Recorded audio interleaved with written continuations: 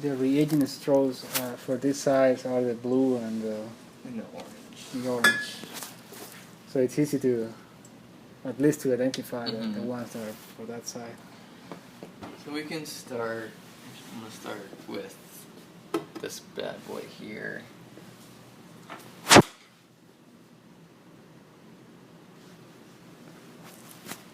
Oh yes, you're going to replace that too.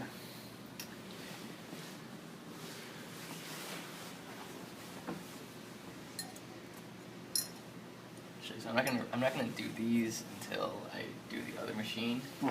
But I can at least change out this. So let me get another pair of gloves.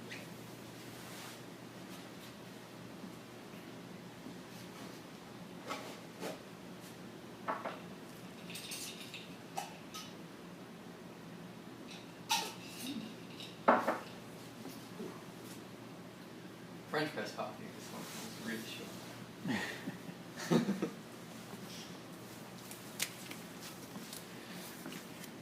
So, what we can do, and I like to do this probably once a month, maybe twice.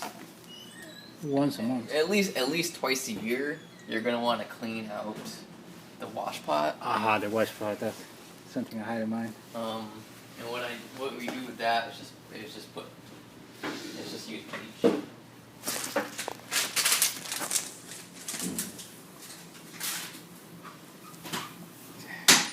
What's the name for that? What's that? What's the name for that? Just using bleach. Okay, I want to bleach. put these away 'cause we're done with our lubricating for today. And you replace the gloves. What's that? The gloves. Yeah. Okay. Yeah. Yes, for. So.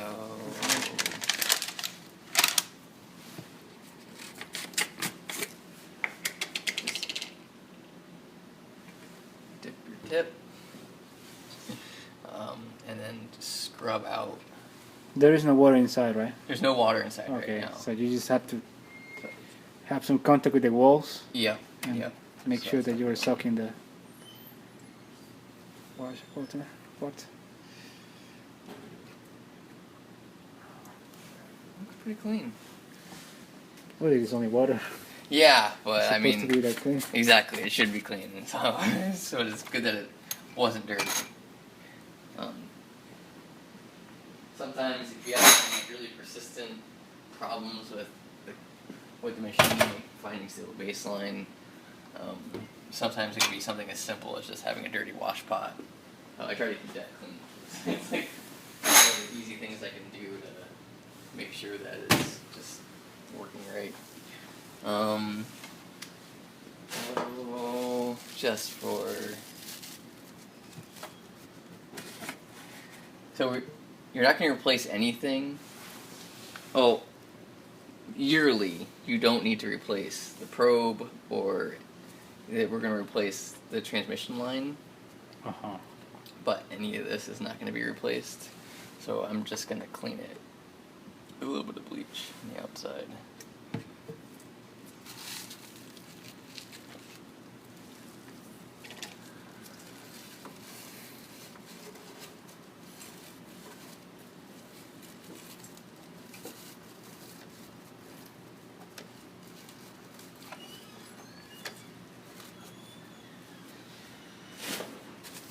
How do you know when it requires some cleaning? Like I said, if you have just like really consistent baseline drift problems, or That might be a potential troubleshoot. It's a potential troubleshoot. Yeah, like just really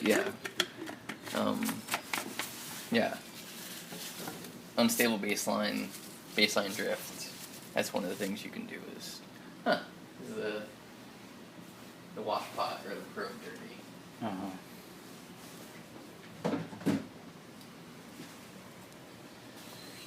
So this is a pretty long line.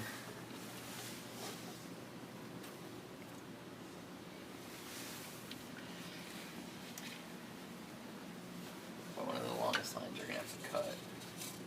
Ooh.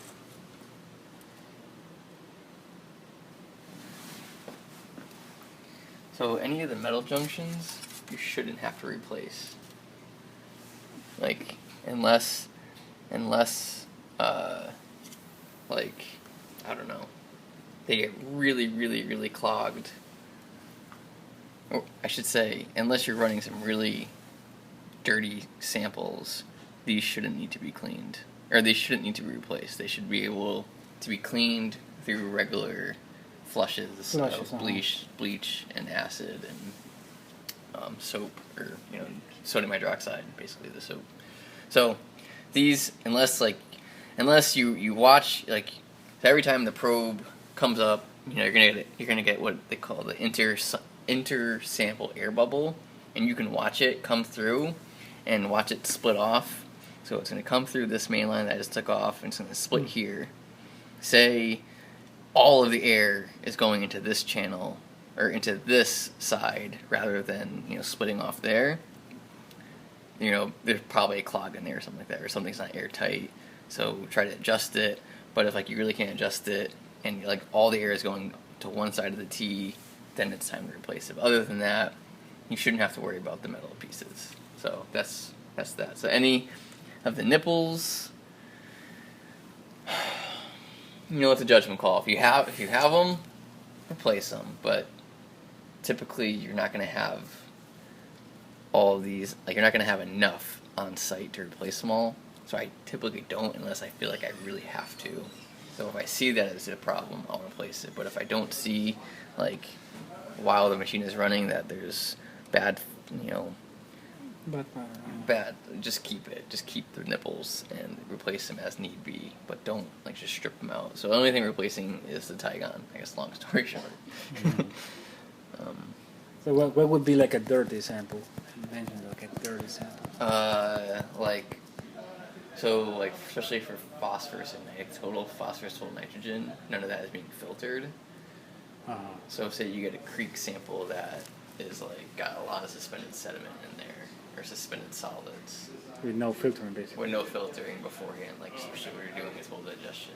So potential particulate matter, yeah, organic matter. Yeah. So if did I show you the biochar samples?